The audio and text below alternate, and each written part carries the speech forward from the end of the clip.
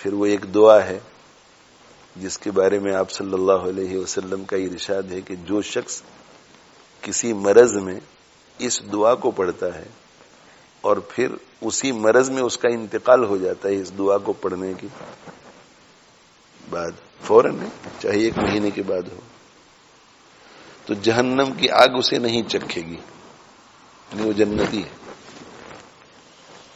تو ہماری جو رقیہ کی کتاب ہے جس میں آپ صلی اللہ علیہ وآلہ وسلم کی بیماروں کے لیے جو دعائیں ہیں وہ جمع کی گئی ہیں، تو بھائی اس رقیہ کو پڑھو۔ آج کل رقیہ، جھاڑ پھونک، اس کا بہت رواج ہو گیا ہے۔ میرا ایک جگہ پر جانا ہوا تو بہت بڑا ان کا کارخانہ تھا، تو اس میں وہ ہمیں لے کر کے گھومے۔ کبھی کبھی کہیں مہمان بن کر کے جاتے ہیں تو ایسے بہت سے کام کرنے پڑتے ہیں جو طبیعت کے خلاف ہوتے ہیں، مگر وہ تو برکت کے لیے لے گئے تھے، بے برکتی کو برکت کے لیے لے گئے۔ تو ان کی چاہتی تھی کہ ہر کمرے میں ہم پورا چپا چپا قدم رکھیں ہم، تاکہ برکتیں ہی برکتیں ہوں۔ تو ایک کمرے میں گئے تو وہاں ٹیپ ریکارڈ چل رہا تھا اور اس میں قرآن مجید کی آیتیں چل رہی تھی، کوئی پڑھ رہا تھا۔ میں نے کہا یہ کیا ہے؟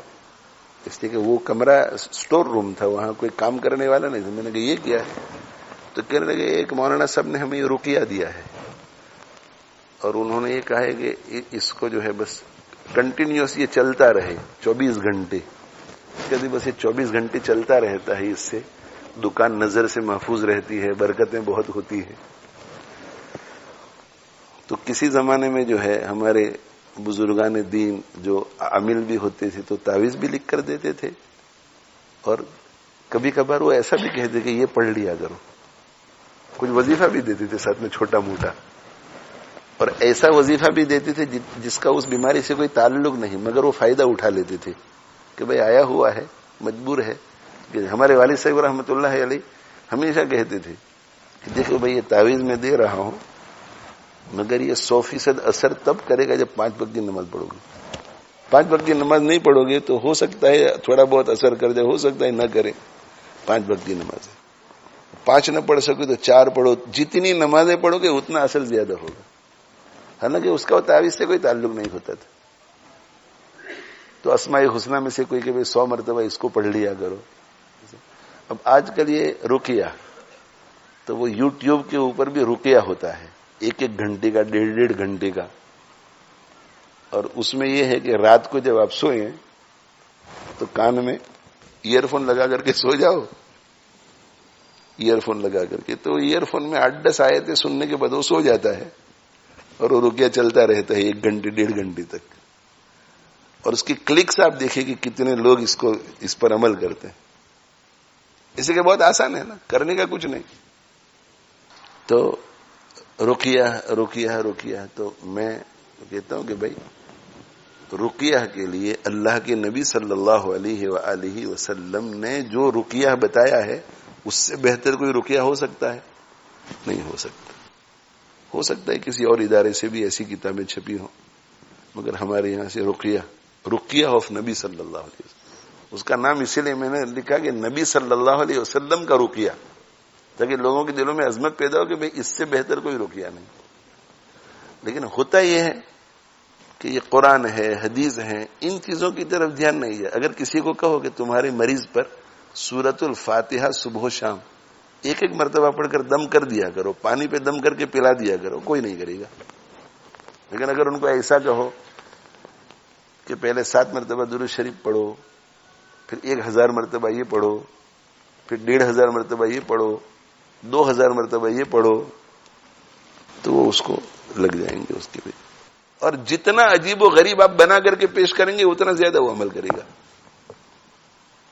ایک عامل جو ہے ان کے پاس ایک عورت گئی تو کہا کہ کیا خرچہ ہے آپ کا؟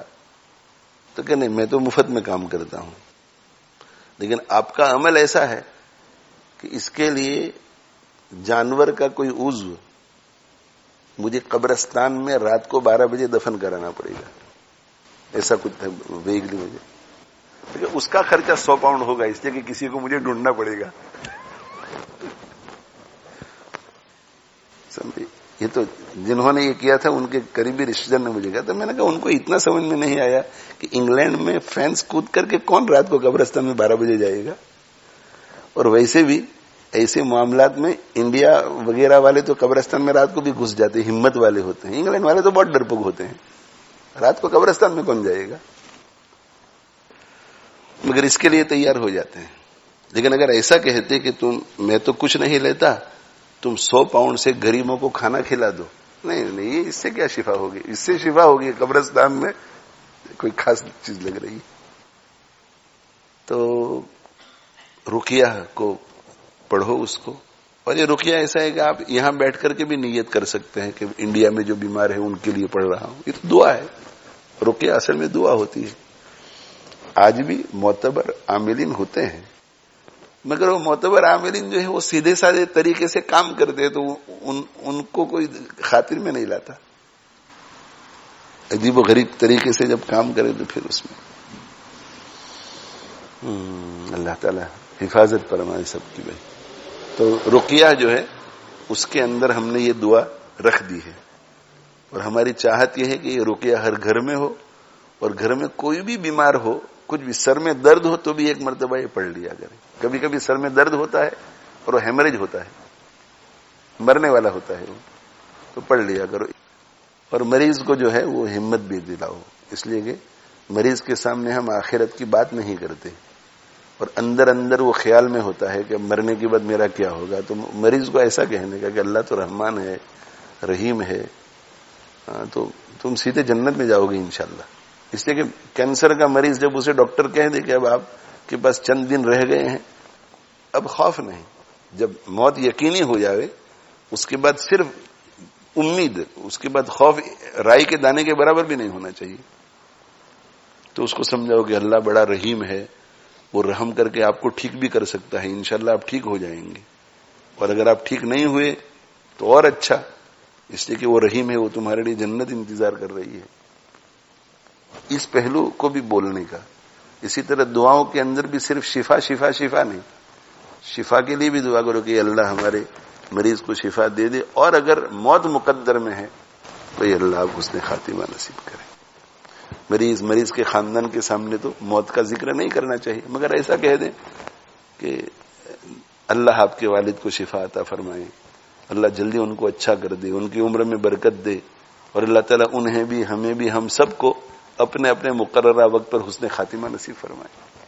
حسن خاتمہ کی بھی دعا کرنی چاہیے, اس لیے کہ ہو سکتا ہے کہ اللہ نے اب موت کا فیصلہ کر لیا ہو.